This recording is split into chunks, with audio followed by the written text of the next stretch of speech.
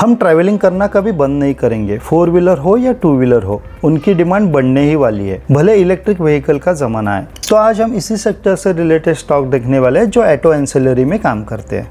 अगर प्रोडक्ट की बात करें तो controller, telematics connector, car solution, horns, alternate fuel system, air filtration system, canister, alloy wheel, lightning 4 wheeler, cigarette lighter and socket, wheel cover, seat belt, ऐसे range of product है। ये company along with 4 wheeler, 2 wheeler, 3 wheelers and off road में भी काम करती है। इनके wide range of product 2 wheeler and 3 wheeler segment में भी है।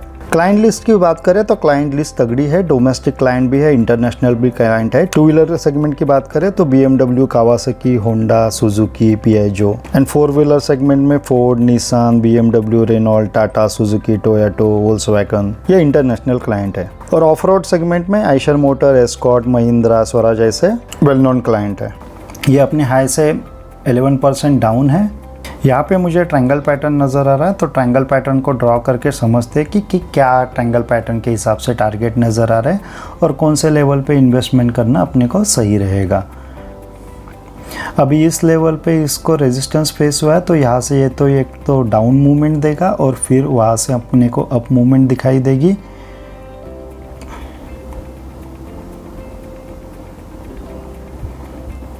या यहीं से वो ब्रेकआउट देगा या तो नेक्स्ट लेवल से वो ब्रेकआउट दे सकता है।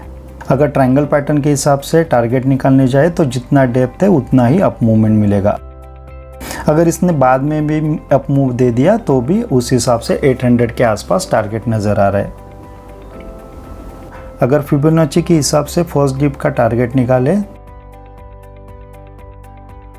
तो फोर्थ टारगेट 1143 का नज़र आ रहा है। First target 707, second target 874, third target 1040 का नज़र आ रहा है। As a long term investor fundamental check करना बहुत ज़रूरी है, तो चेक करते हैं। कंपनी का नाम है Uno Minda limited. Market cap की बात करें तो 32,000 करोड़ का मार्केट कैप है। करंट प्राइस 560 का है। स्टॉक का पी 49 का है और इंडस्ट्री पी 25.9 का है, तो उस हिसाब से स्टॉक हाई वैल्यूएशन पे ट्रेड कर रहा है। ROC 19.4% है, ROE 17.2% है।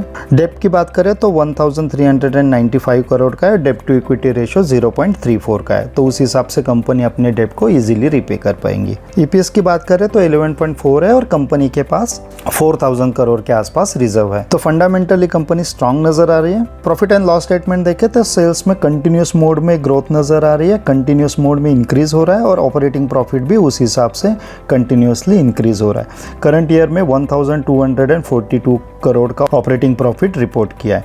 और नेट प्रॉफिट की बात करें तो इस ईयर में highest ever net profit report किया है। अगर कंपाउंडिंग सेल ग्रोथ की बात करें तो लास्ट 10 ईयर्स में 24% के हिसाब से, प्रॉफिट ग्रोथ 39% के हिसाब से एंड स्टॉक का प्राइस CAGR की बात करें तो लास्ट 10 ईयर्स में 57% के हिसाब से रिटर्न बना के दिए। 57% ये बहुत बड़ी फिगर है। शेयर होल्डिंग पैटर्न की बात करें तो प्रमोटर के पास 70.05% होल्डिंग है, FI के पास 6.30 और DI के पास 16.96 और पब्लिक के पास 6.70। FI ने अपनी होल्डिंग कम की है तो DI ने अपनी होल्डिंग बढ़ाई है। ईयर एंड ईयर बेसिस पे बात करें तो FI ने अपनी होल्डिंग कम की है और DI ने अपनी होल्डिंग बढ़ाई है और पब्लिक ने अपनी होल्डिंग कम की है। अगर बैलेंस शीट देखें तो कंपनी के पास अराउंड 8309 के एसेट है और कंपनी कैपेक्स पे भी काम कर रही है। मार्केट कैप के हिसाब से मदरसन सुमी एक सेक्टर लीडर है, उसको चार्ट पे कंपेयर करते हैं। हम लोग सभी जानते हैं कि auto sector last few year से स्ट्रगल मोड में है।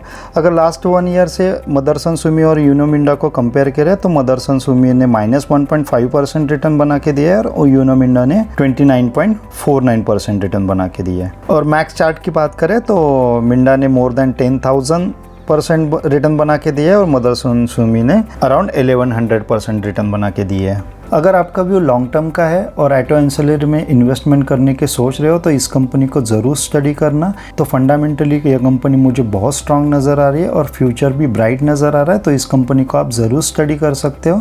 यह वीडियो एजुकेशन पर्पज़ के लिए था, यहाँ पे बाइंग की कोई रिकमेंडेशन नहीं है। आप अपने फाइनेंशियल एडवाइज़र से डिस्कस करके डिसीजन ले सकते हो। अगर कंटेंट पसंद आए तो ज़रूर लाइक कर देना, चैनल पे नए हो तो सब्सक्राइब कर देना और अपने दोस्तों के साथ शेयर कर देना। Thank you and happy investing.